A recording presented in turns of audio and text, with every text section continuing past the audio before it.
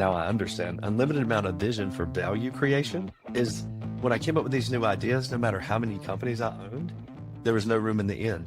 All of my teams wanted my ideas to sleep in the manger. And that was quite frustrating. When I began to look around, I also noticed that many entrepreneurs around the entire planet, I'm very fortunate to talk to them every day now, they all had a who deficiency. And I define who as with the help of others. It was a collaboration. So empowering entrepreneurs with that awareness and also with the building blocks of how to grow like no other, you're probably starting to see it's a combination. Be very attentive to friction. These ideas that come to you, write them down. And through the art of collaboration is the only way anything ever becomes real and also recurs.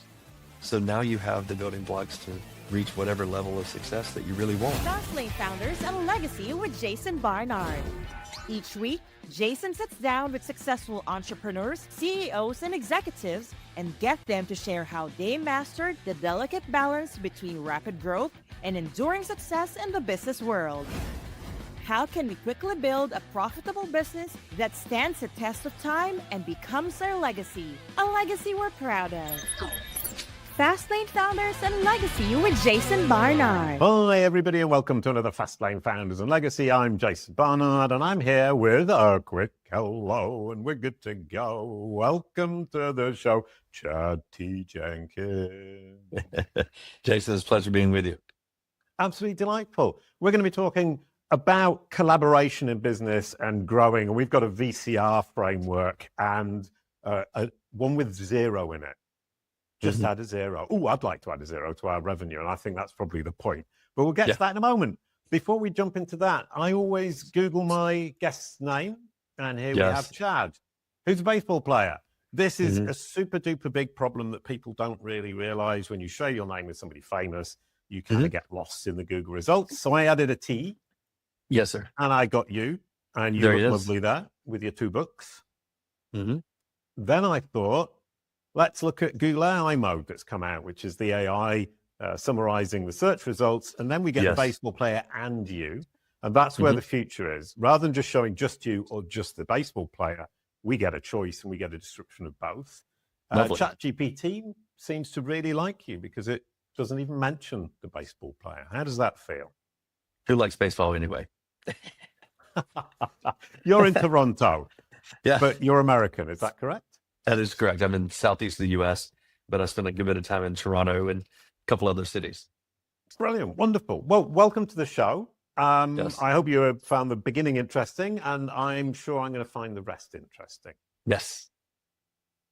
So the whole idea of your work is collaboration. And I kind of thought, well, I've got a team, so I'm collaborating. I've got partners, so I'm collaborating. We get data from Authoritas. We work with WordLift. And I suspect I'm not doing as much collaborating as I could. Yeah, it's the difference. So collaboration and partnerships, a lot of times this references that. I've distinctly defined the difference between the two. If we're going to be partners, we're going to do something together. If we're going to collaborate, we're going to become something together. Just by combining you and me together, it creates something new and magical. And a lot of folks don't see it yet that way, which is a lot of the work that I do, is to help entrepreneurs begin their journey of a mindset shift to leveraging the art of collaboration, because it, I would argue, is part of the fundamentals of humanity. When we decided as a human race that we did not want to be part of the food chain, I realized that if I would buddy up with Jason, the lions and tigers could not eat me. Because if you think about it, we as humans are not that fast. We're also not that strong. How in the heck do we rule the world? Collaboration. Right. Yeah, I was watching something on YouTube the other day about that idea of the fact that humans aren't necessarily as strong and as intelligent and as fast as we think. We just learned to collaborate. That's correct. Yes, sir. Yeah. He didn't say it quite like that, but that's how you've framed it, and it makes a lot of sense. But you talked about your farm childhood, where you bring two things together. I like that.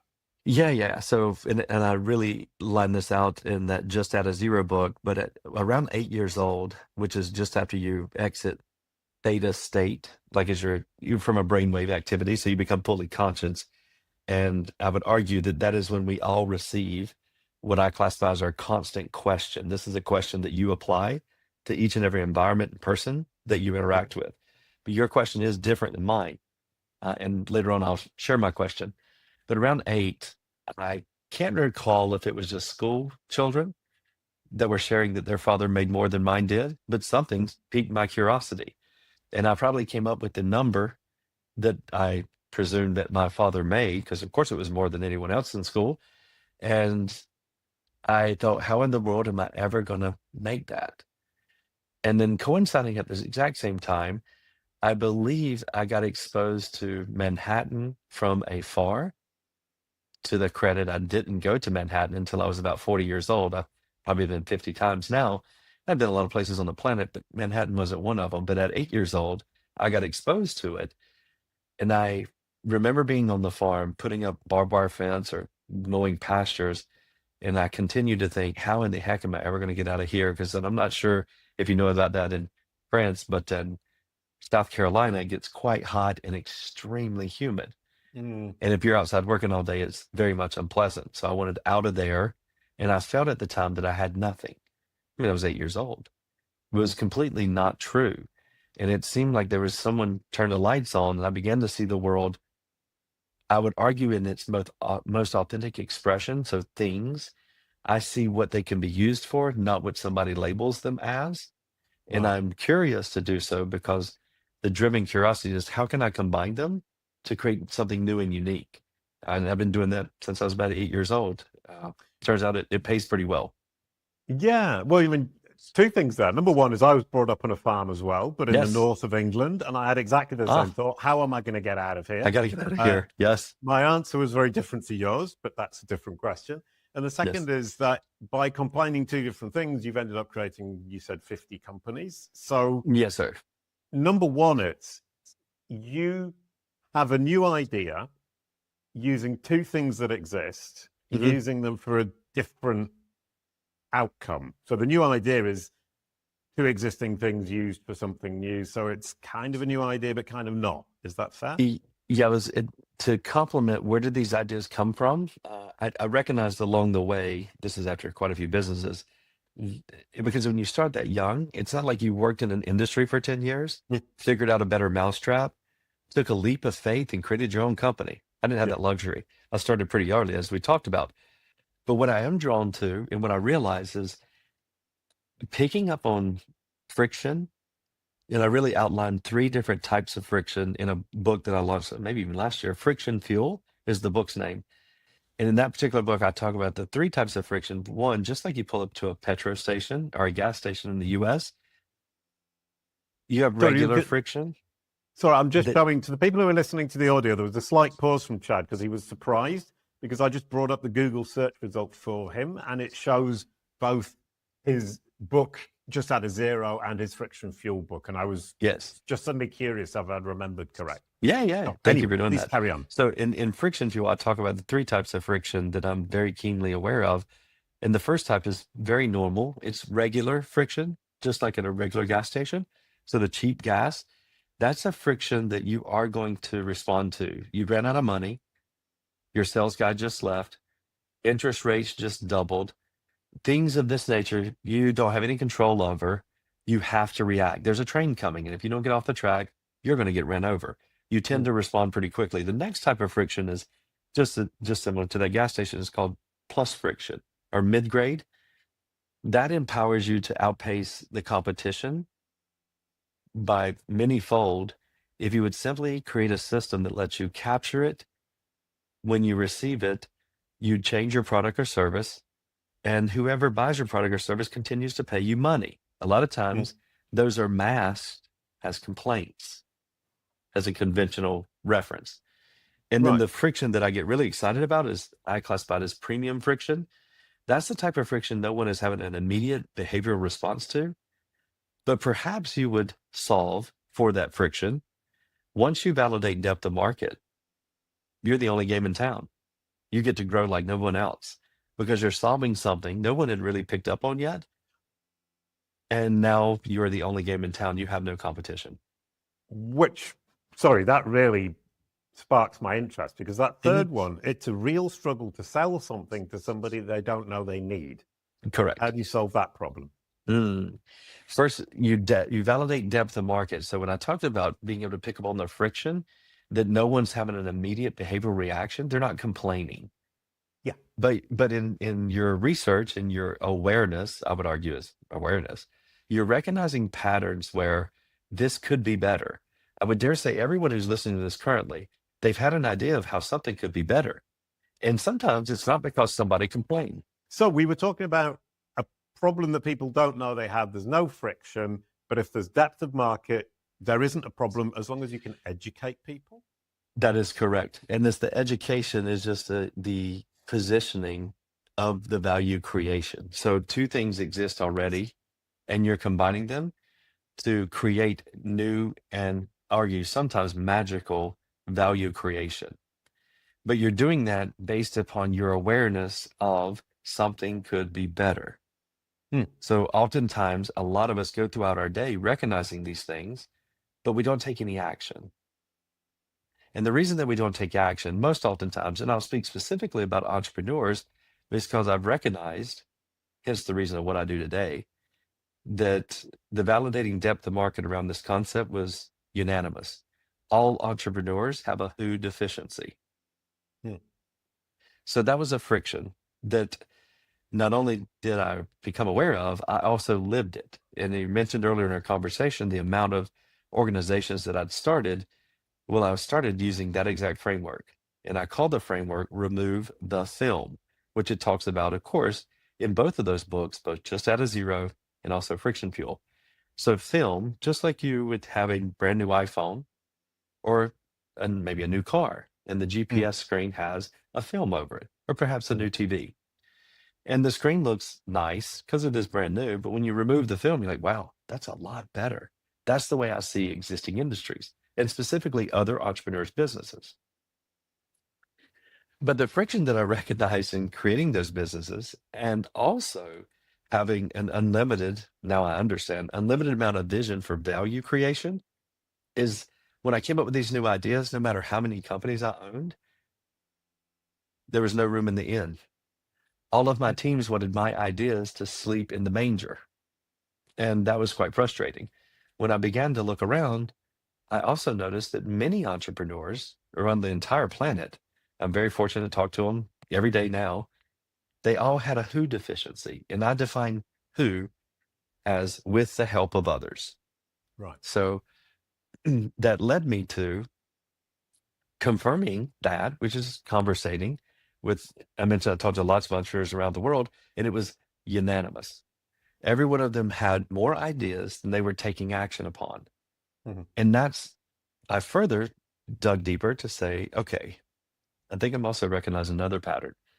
Everything that I see between you and I right now, the internet that's connecting us, this iPad that I'm using, the microphone that is taking what I say and transferring it to you, it all started as an idea in someone's imagination. And as I dug deeper, that person who had the idea, they did not make it real, nor did they make it recur. It was always a collaboration. Now, some did it very proactively and some did it very reactively, but just the same as the McDonald's brothers, without Ray Kroc, there would not be thousands upon thousands of McDonald's everywhere. It feels like on every street corner of this planet. It was a collaboration. So empowering entrepreneurs with that awareness and also with the building blocks of how to grow like no other, you're probably starting to see it's a combination. Be very attentive to friction. These ideas that come to you, write them down. And through the art of collaboration is the only way anything ever becomes real and also recurs. So now you have the building blocks to reach whatever level of success that you really want. Which makes absolutely total sense. And the premium thing that Friction. people don't know they need Yes. is exactly what we've got at CaliCube, which is how do I show up in Google and AI when somebody Yes. search for me or search in my industry for leading experts? Yes. People don't really realize it's a problem, or most Yes. people don't realize it is. And so we do have that question of how do we get the message out to people that No, I A, it's love that. important, and B, you can solve Yeah. the problem. Yes. Collaboration is the answer. And Collaboration's the answer. well, there's a piece of advice you can give me then is who should I be collaborating with if I want to get the message out? I've got the machine, I've got the service, I just can't get the message out. Who are the kind of people I should be looking to collaborate with? Yeah. A little bit early, you mentioned the VCR formula. Yes. So, although I've got no idea what it is, to be very that's clear. wonderful. And at both of our ages, we probably had something known as a VCR way back when we were kids. That's certainly not what I'm talking about, but the reference is hopefully anchored for everyone who also had a VCR. Mm-hmm. VCR stands for vision, capability, and reach. And being naturally curious, as you mentioned that you are as well, I began to really pick up on all success is driven by vision plus capability multiplied times reach. Now, to give proper consideration, the VCR formula, as it is now called, is actually developed by a good friend of mine by the name of Dean Jackson. Right. Dean Jackson is known as the marketing Buddha, very easy to find online. And Dean was presenting at an event that I was attending, and a gentleman asked for me to meet with him just before, and we hit it off immediately because he has words to describe the way in which I see the world. So Dean created the VCR formula. I made it real and recur. We have a new book coming, the VCR formula, out in October at an event I'm holding. But when you really unpack what is vision, capability, and reach, and how does it apply to the success that we see in the world, it is vision plus capability multiplied times reach equals success. Ooh. So just earlier you mentioned that you have the capability, which you do at CaliQ. Well, I was actually, just going to come in there and say, yes, I had the vision in 2012. I started. The 2015, I built CaliQ Pro and started CaliQ. So I had the capability, and I've had the capability for 10 years, but at no point have I managed to multiply it by reach. Not yet, but maybe today's the day. So somewhere around 2020, 2021, I began to really realize, you know what, this is a lot of work. Yeah. But if you really think about it, it is 2020 at that time. We'll just pick that right before COVID. Every client that I want for any business that I currently own, somebody has their credit card number on file already. That being a true statement. Now, I can do the normal thing like we all have done, and I did for many, many years. I can go get someone to know me. Boy, that's expensive. Then after a period of time, they like me. That's optimistic. And then before too long, if I maintain integrity, they will trust me, and ultimately they'll do business with me. What a runway. And that is currently the convention. Or I can take this new realization that there's a very high probability that every client I ever want, somebody already has their credit card number on file. Perhaps I would collaborate with them, and they would use their collaboration currency, that trust relationship that we just referenced with all those credit card numbers on file, to be in collaboration with me. Perhaps I am worth my salt. I am literally, truly delivering value with my product or service. I'll just split the outcome with them. But you know what? Now that I think about it, this one person that I just figured out, they probably have a lot of the clients that I want already in a trust relationship, credit card number on file as I referenced. Maybe I don't do it one time. Maybe I start spending my time and identify someone else who already has a bulk of my, what I classify as hero targets. So who do you want your business to be a hero to? Which is what I learned from Mr. Dan Sullivan, the strategic coach, as a reference. Many of us talk about ideal client profile. ICP is an acronym I hear a lot. Yeah. But I think there's a lot more intelligence around hero target, because if you think about it, and I've definitely given this some thought, every business has at least 3 hero targets. And to be successful, we need to properly consider them all, because they are all ambassadors for us when empowered. You have your clients, which we're very familiar with. You also have your vendors and suppliers. A lot of folks don't think about them as much as being a vital asset to the way they deliver their product and service. But then you also have your team. All of those are classifications of hero targets. So when I reference them, then that's what I'm talking about. But going back to the awareness that somebody likely already has a trust relationship built with who I want to do business with, I can do it conventionally and spend marketing dollars and have them know me over time, like me, and ultimately trust me and then do business. Or perhaps I can just engage with Joey, who has a lot of them on file, and combine a product or service that I have with a product or service that they have, combine them, bundle. Like we've seen bundles from very large organizations over the last 10 years. There was a time, I assume this is the same where you are, we used to buy our security system from one vendor, our telephones from another vendor, our wireless service, and then perhaps our internet from another, but now you buy them all together. Well, if you really go back and look at that structure, those used to be 3 companies, and they first started collaborating. And the minute that they collaborated, I recognized that all 3 of them, and we'll just pick 3 as being a magic number, all 3 of them tripled their sales force. All 3 of them tripled their marketing dollars. And all 3 of them tripled their reach. How much money did they spend? They spent nothing. They understood that their collaboration currency were the trust relationships that they already had. And if all 3 companies had hero target alignment, they could come together, create, remember, I mentioned, take 2 existing things, combine them together and create something new, but you're doing it with the benefit of driving value to the hero target. Because now they didn't need to go to 3 different companies to buy 3 different things. They could go to one company and get 3 things. But perhaps you leverage the art of collaboration, even at CaliCube, and you combine your product or service with somebody who already has a plethora of your hero targets and a trust relationship. Perhaps they have the credit card number on file. You go from 0 to hero. And you can do that multiple times in a day. So it is a different approach, and it is a mindset journey, of course, to begin to see the world this way. But we've shared the formula, VCR. You have vision. All entrepreneurs have unlimited vision. What they don't have is they don't have the who's that they need. And I'm saying, yes, the convention as we go and hire who's, and hopefully we get that right. And then after 6 weeks or 6 months, we might get them properly onboarded. Or perhaps we would use this unlimited network of entrepreneurs who have scaled capabilities to help me accomplish my objectives, to take my idea and help me make it real. And then I might also look at another swath of entrepreneurs who have trust relationships with the same exact hero target that I have for my product or service, and I'll just combine with them. So in my world, you hear a lot about 1x, 2x, 10x, about rate of growth.